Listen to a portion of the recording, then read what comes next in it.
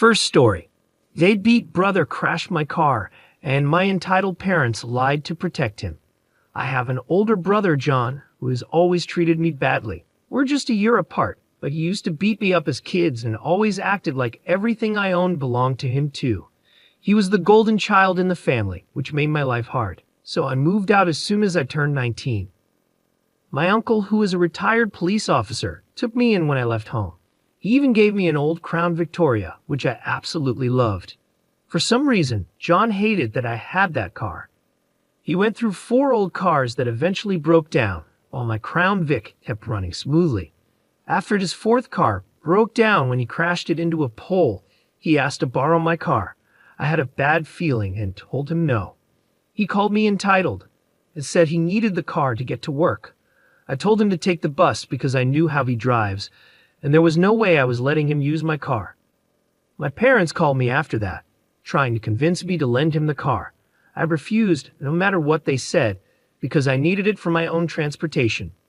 John wasn't the only one with a job to get to. My uncle was proud of me for standing up to them, and even gave me a high five. A few days later after work, I noticed my car was missing from where I had parked it.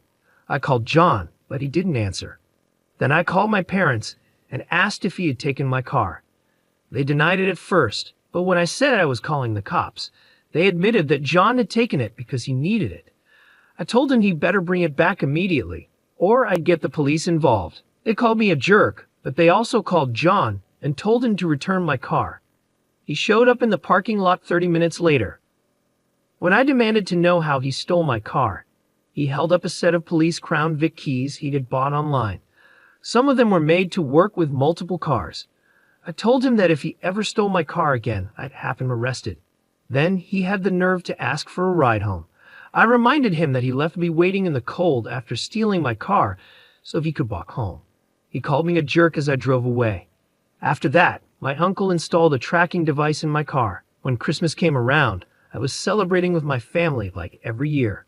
The roads were cold and icy, so I had to be very careful while driving. By now, you might have guessed from the title, yes, John borrowed my car again during the Christmas party. He decided to pick up a friend and thought I wouldn't notice. But I did when I looked out the front window and saw my car was gone. I pulled up the tracking app and saw he was a few miles away. I called him to yell at him, and everyone at the party noticed something was wrong. I told him John stole my car again, and my uncle confirmed it wasn't the first time. John told me to screw off and said he'd be back soon. I warned him not to drink and drive, but he just hung up on me. While I was watching the tracker, the dot stopped moving. Then we got a panic call from John asking for help.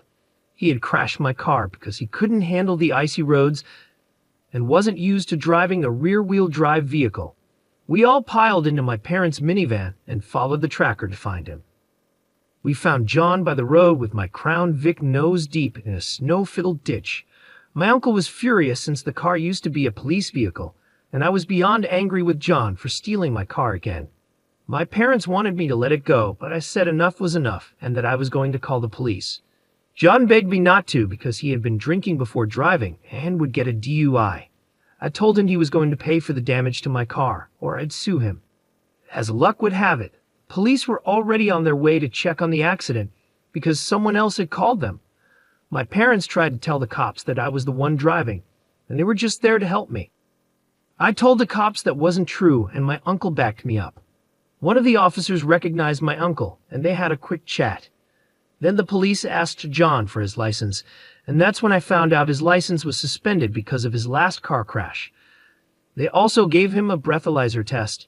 John ended up in handcuffs while my mom cried and begged the police not to take him away. The officer told her that she and my dad could be arrested too for lying to the police. That shut them up fast, and we all got back in the minivan. The Christmas party ended early, and my parents drove me and my uncle home since he had come with me. They didn't say much during the drive and sped off as soon as we got out of their van. They almost slid off the road themselves doing that. My brother was released from jail the next day, looking terrified and close to tears. The cops had scared him by talking about the horrors of prison, and he even wet himself. They let him take a shower afterward. My uncle started laughing and told us that his friends at the police department didn't file the DUI charge Just the one for the suspended license, which was about a $1,000 fine. My uncle said he just wanted to teach John a lesson and that this would be the only time he'd help him out. John then apologized to me and promised to pay for the repairs to my Crown Vic. He also swore he'd never touch my car again. When the car was pulled out of the ditch, the front end damage was minor, just a new bumper, headlight, and grille were needed. The damage was only on the surface, thankfully. My parents have pretty much pretended the whole thing never happened. John gave me the extra Crown Vic keys he had bought online and said he learned a lesson he wouldn't forget. Update. This is an update from yesterday. My brother kept his promise and paid for the damage to my car. The body shop guy gave me a fair deal to replace the damaged parts on my Crown Vic and just asked if I cared whether the parts were original or not. I told the body shop I didn't care if the parts were original since the car is old, and I didn't want the repair bill to get too high. I thought the damage was just on the surface. There was a bit more to fix. The shop said they needed to straighten out some minor damage, but it wasn't anything major. They could handle it easily. There was also a little damage to the fender panels, but they assured me it was easy to fix, especially since I didn't mind if everything wasn't perfect. The new parts would be painted to match the car, so that was good news. My brother paid the body shop in cash right away after getting the repair quote. He seemed eager to hand over the money and said goodbye politely. I won't say how much it cost, but it definitely hurt his savings, especially after paying the fine for driving without a license. He was hoping to get a new car, but now he can't until his license suspension is over, which I think will be a while. My parents had given my brother a ride to the body shop, and after he left, they stayed behind to scold me for making him spend all of his money fixing my car.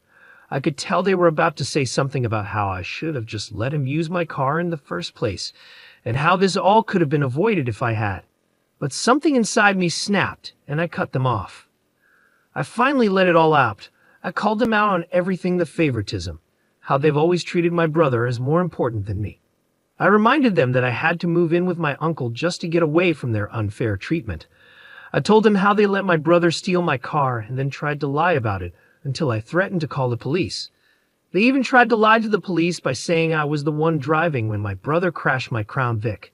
And now they were mad at me for making my brother pay for the damage he caused by stealing my car on Christmas Eve, driving without a license and while drunk.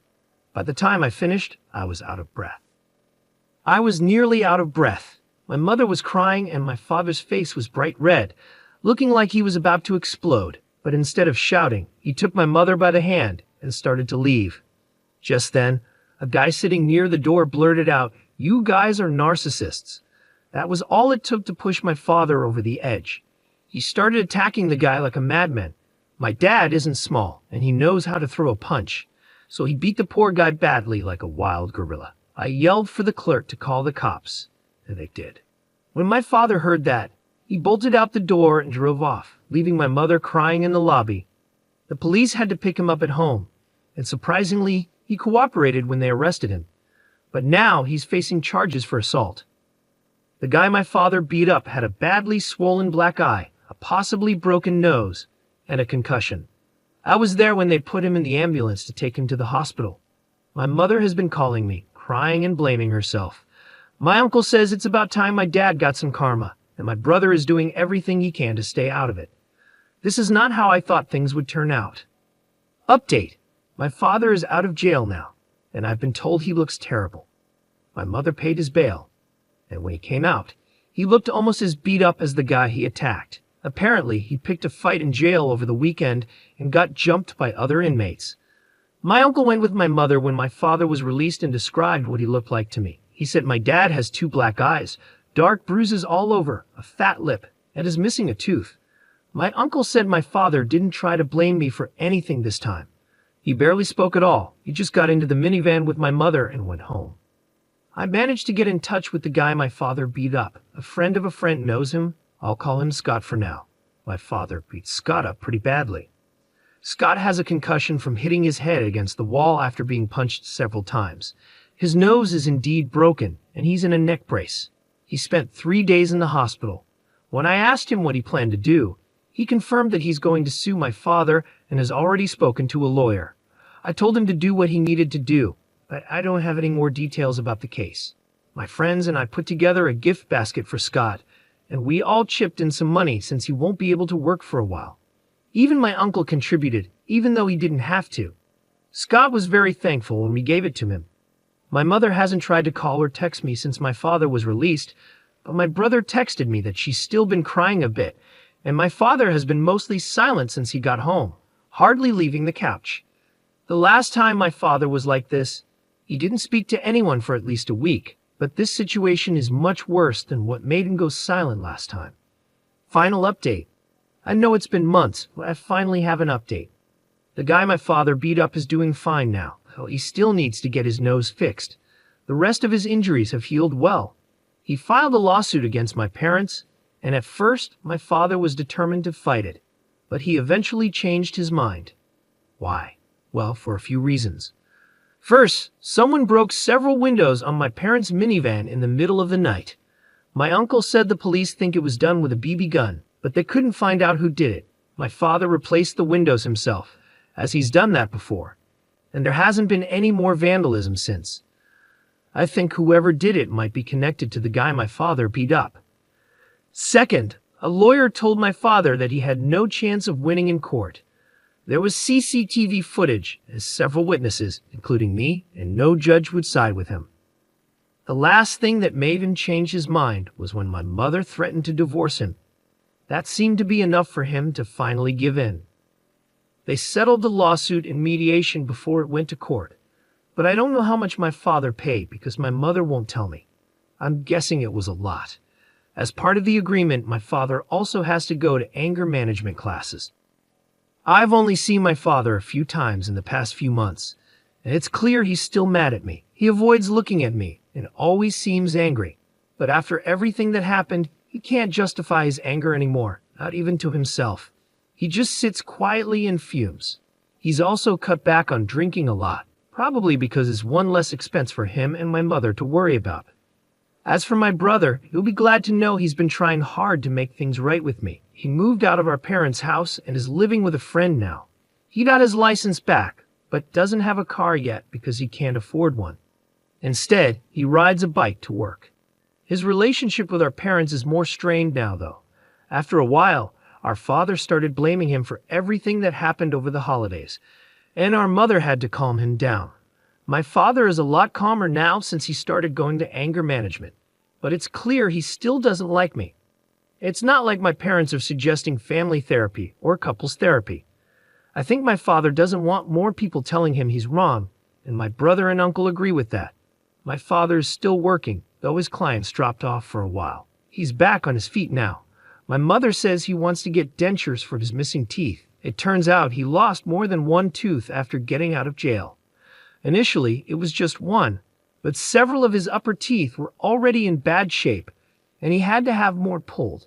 Now he's missing 5 teeth on the upper left side of his mouth. A lot of people criticized my uncle for keeping my brother's DUI from being filed, and I had mixed feelings about it too. My uncle read many of the comments and finally said, after a few months, that he'd never do something like that again, no matter who it is. I agree with him, and my brother understands too. So no one will ever expect my uncle to just fix things if they get arrested again. So that's my final update. See you all later. P.S. Yes, my card is doing fine. It has a tracker and a kill switch now, and there have been no mechanical issues since it was repaired. I think this story might be fake because everything seems too convenient, but I'll keep updating as the original poster shares more. Second story. My deadbeat husband left our toddler and baby on a busy road, and they almost died, so I packed my bags and left. Now he's begging for forgiveness. What should I do? Hey Reddit, I need to share what happened because I'm still shaking. I'm 27 and have been with my husband, who's 32, since 2024. We have a 5-year-old daughter and a newborn son. But tonight, something terrible almost happened. My husband has always had trouble focusing, but I never thought it would go this far. Our neighborhood is laid out strangely, with cars speeding by all the time. I was folding clothes when I suddenly heard our daughter scream, "Dad, help." That scream made me drop everything and run outside. What I saw made my heart stop. Our newborn stroller was rolling toward the busy street. I screamed and ran as fast as I could, barely stopping the stroller in time. My daughter had fallen and scratched her hands and knees while trying to chase after the stroller. I grabbed my baby, my heart racing, and looked around for my husband. He wasn't watching the kids, he was chatting with the neighbors, completely unaware. The anger I felt was like nothing I've ever experienced. I stormed up to him, shouting in disbelief. He looked shocked at first, and then realized what had almost happened. He started apologizing and crying, but it was too late. I couldn't understand how he could be so careless, so blind to our daughter's screams and the stroller rolling away. I packed up the kids and left. I'm staying with my parents now, and they're on my side. But my husband keeps texting and begging for forgiveness, saying it was just an honest mistake. But I can't get over the fear of almost losing my baby because he couldn't focus for even a second. My daughter got hurt because he wasn't paying attention. I almost lost my son because he wasn't paying attention. I can't stop crying. I wish this had never happened. I'm sorry this is short, but I just want to hold my babies, and I can't stop shaking every time I think about it. What if I had been just 1 second late? Would I have been planning a funeral? I left the house because I hated it. I didn't feel like it was safe for the kids with all the traffic, and I was right. It's my husband's workhouse, and I can't be running around either. I had a C-section less than 5 weeks ago. A lot of people are asking why I wasn't watching the kids myself. I was doing their laundry like any parent does while my husband took the kids for a walk to spend time with them. He caused this situation all by himself. This has never happened before, so how was I supposed to know? People are asking why I didn't get him checked out. I'm not his mother. He's 32 years old. I'm tired of people acting like I have to parent my husband while I'm also taking care of a newborn and a toddler and still healing from a C-section. I even tore my stitches when I ran to save my baby. I don't care if it was his ADHD. The court wouldn't care either. If he had killed my child, he would have gone to prison, no matter what. Relevant comments and additional information from the OP. A specific comment mentioned, okay, he was 99% wrong, and I'd be furious just like you. But I'm a little confused about the situation. Why was your baby left unattended in a stroller? How did the stroller end up in the road if you were at home? Is it normal for your baby to be out front in the stroller while your toddler plays outside? Maybe it was a freak accident. As a mom, I have to be honest, most of us have had near-death experiences with our kids. We could be naive and expect our little ones to have more awareness and survival skills than they do. When my son was 2, we had a terrible experience with an escalator, and I still have trouble sleeping because of it. Every parent has these moments unless they're insanely lucky. I don't fully understand what happened, but it seems like he's really sorry and feels awful. Once you go through something like this, you never forget it. If he truly loves your kids, he's devastated and has learned a hard lesson. I'm not sure if your response was the best, but I understand why you did it in the heat of the moment. I think you two need to have a serious talk and maybe consider moving if possible. I wouldn't jump straight to divorce like Reddit often suggests. I believe there's a solution here, and I'm so sorry you're dealing with this. It's the worst feeling in the world. Ope's response. Hi there, let me clarify. I was sitting inside in the living room, and there's a big window behind the TV that was open a little so I could hear what was happening outside. That's when I heard my toddler scream for her dad to help. When I got outside, he was standing on the neighbor's driveway. I think he must have left the baby on the road because there's no way the stroller would have rolled off by itself. My toddler was playing with the neighbor's cat before she noticed her brother rolling away. When I confronted my husband about it, he just kept stuttering and couldn't explain what happened. I still don't know if he forgot to put the brakes on the stroller, if the wind pushed it, or something else. My neighbor contacted me and asked if I wanted the security footage because his wife is completely on my side. So I'll probably find out what happened once I get the video. Comment. I understand this is a horrible situation, but saying you don't care if it was his ADHD won't help and might make things worse. It's important to remember that with ADHD, sometimes people don't register things like this at all. People with ADHD often have shorter life expectancies because they may accidentally harm themselves. This isn't the same as being careless.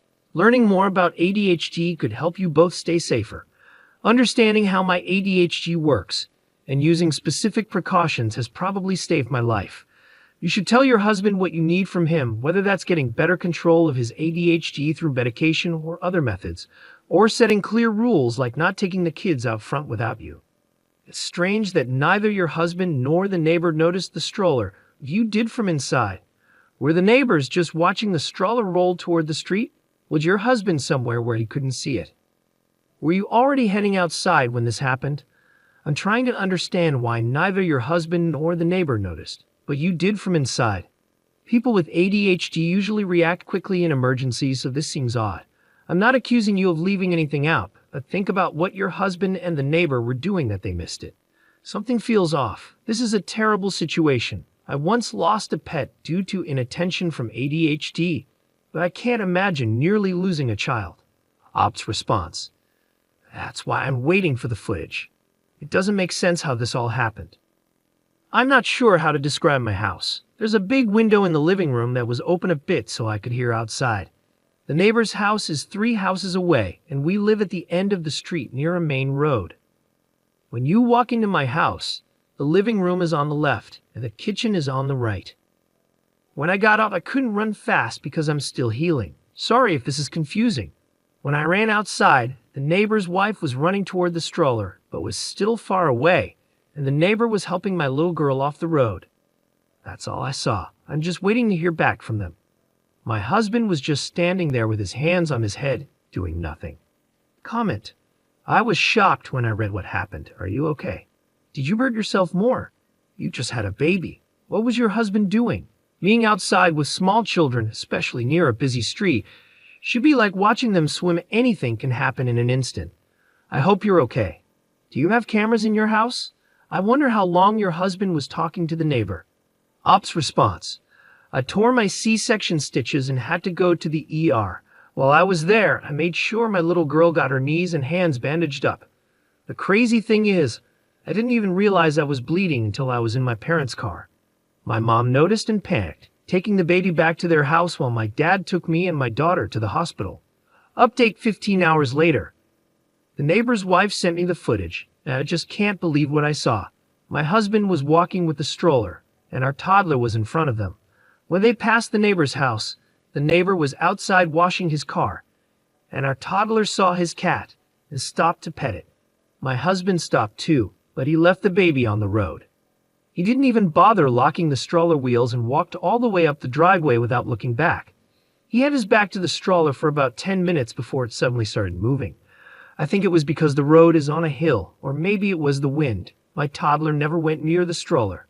The stroller rolled down the road, and that's when my toddler started screaming and running after it. When she saw the stroller, the neighbor started running after my daughter, but she tripped, and he tried to help her up. That's when the neighbor's wife drove into the frame, stopped her car, and ran back toward the stroller. After that, everything went out of frame, but you can hear all the noise. My husband just stood there the whole time with his hand on his head, staring blankly. He didn't even move when our toddler was crying after she hurt herself. He only started crying when I confronted him. I don't know what to do. I'm panicking because this isn't the life I wanted for my kids. I can't understand why he just stood there. I haven't gotten a text or call from him since I saw the video, just silence. I can't stop hearing my daughter's screams in my head. It's a sound no mother ever wants to hear. I can't explain it, but it felt like my blood ran cold, and all I felt was pure fear. I'd never want to watch that footage again. Thank you for watching the video. If you're interested in more stories like this, we have plenty more to share. Just subscribe to our channel, hit the like button, and share it with your friends.